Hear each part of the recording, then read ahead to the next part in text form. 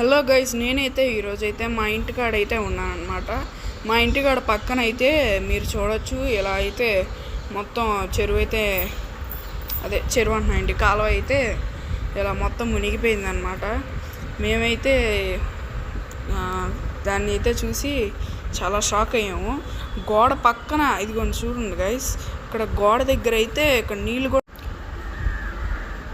నీళ్ళు కూడా అయితే నిండిపోయినాయి అన్నమాట. చూడండి గైస్, ఇక్కడ అయితే ఫుల్గా ఫ్లడ్ అయితే వచ్చేసింది. అక్కడ వాళ్ళకి అపార్ట్మెంట్ అయితే రోడ్లు మునిగిపోయినాయి అంట, మా అమ్మ చెప్తే విన్నాను. ఇక్కడ చాలా దారుణంగా తయారైంది గైస్. మీరైతే ఇలాంటి వాటిని అసలు 3 రోజుల నుండి వర్షం అయితే పడుతుందన్నమాట. ఇక్కడ కొంచెం నాయిస్ వచ్చింది గైస్ 2-3 సార్లు, ఏమనుకోమాకండి. ఇక్కడైతే ఫుల్గా వర్షం అయితే పడిపోయింది, మీరైతే చూడొచ్చు కదా. Okay guys.